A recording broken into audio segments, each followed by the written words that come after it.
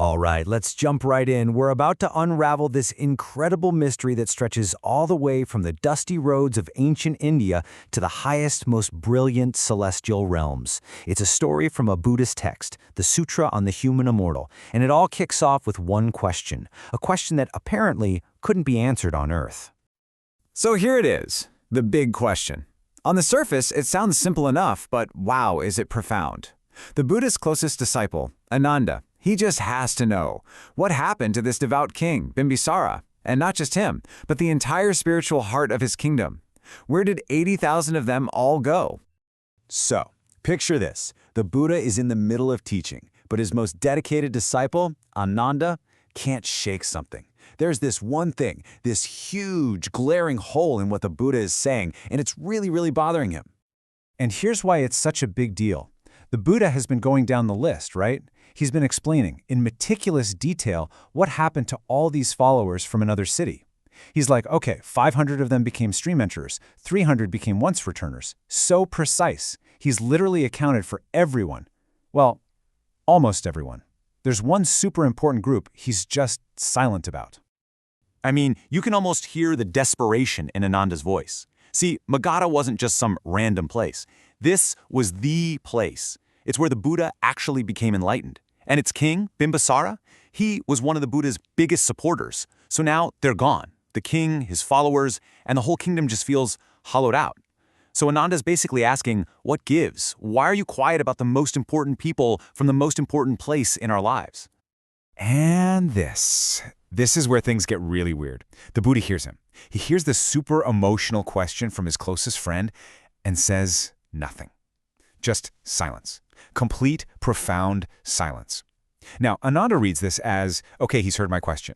But that silence, man, it just hangs in the air. You just know the answer isn't going to be simple. So a whole night passes. The Buddha meditates. The morning routine is quiet. And then, the story just flips on its head. A totally dramatic, supernatural twist. Because the answer? Yeah, it's not going to come from the Buddha. Not directly anyway. It's coming from somewhere else entirely. Out of nowhere, a voice, it just booms out of the clear blue sky, and it's talking to the Buddha, super respectfully. It says, "World-honored one, I am the human immortal." Can you just imagine being Ānanda right then? First, you get the silent treatment from your teacher, and now there's a voice from the sky? What is going on? Right? That's the question on everyone's mind. A human immortal? What does that even mean? The name itself is a total contradiction. Is it a person? Is it a god? And this messenger just appears out of thin air at the exact moment an answer is needed. The timing is just perfect. So the Buddha finally speaks up and tells Ānanda, hey, that voice, it has everything to do with your question. Turns out, figuring out who or what this being is, that's the first big clue to solving this whole thing. And here's the big reveal. Bam! The human immortal. It's King Bimbisāra, the very king Ānanda was just asking about. See, he'd already reached the first stage of enlightenment, so he was reborn as a prince up in a heavenly realm. It's kind of poetic, right? He is the answer to the mystery about himself. But wait, there's a twist.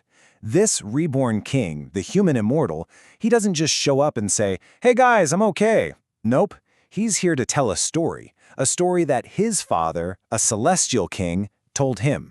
And this story is about a huge assembly of the gods where this exact question came up. So the answer is like one of those Russian dolls. It's a story inside another story from another world. So let's go there. The story now zooms us out, away from Earth and into this magnificent celestial realm. We're about to be a fly on the wall at a gathering of the gods. And the human immortal paints this amazing picture for us. You've got the four great heavenly kings. These are the guardians of our entire world, and they're all seated at their posts, east, south, west, north. His dad, Vaiśravaṇa, he's the king of the north. It's this incredible scene of just cosmic power and perfect order. Okay, so the meeting is winding down, and then suddenly, wham! This light appears, and it's so incredibly bright, it makes all the other gods, who are literally shining with their own light, look dim. It's a sign that someone seriously important is showing up. And it is. It's the great Brahma King, basically one of the top beings in the entire universe. And get this, Brahma shows up looking like a young boy with 5 little top knots in his hair.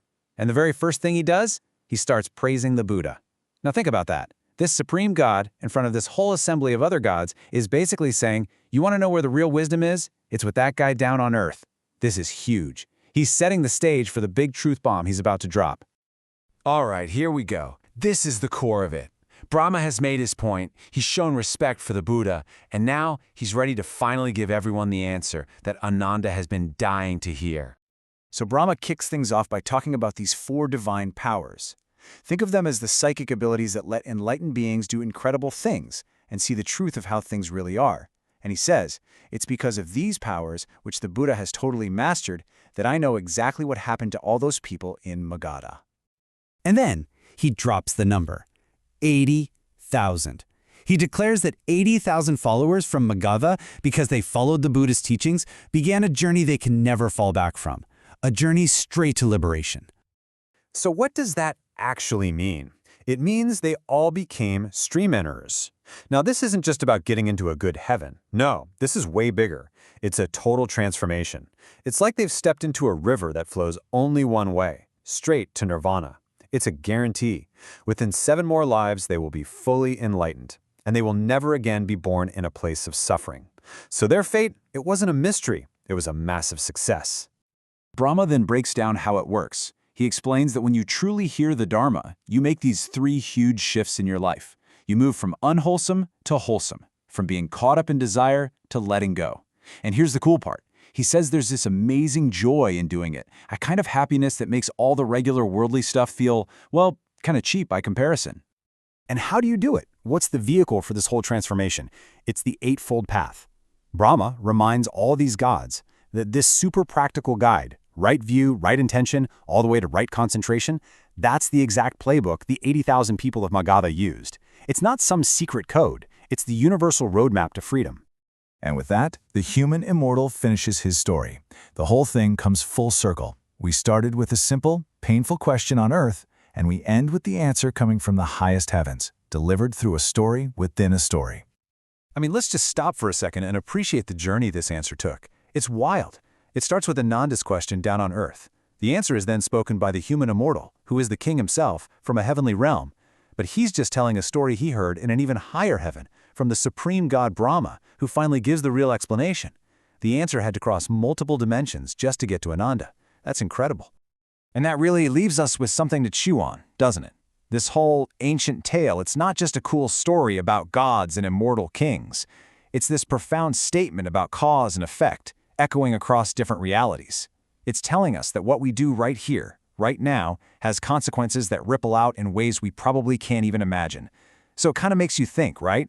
The things we do today, what kind of cosmic journey are their consequences taking right now?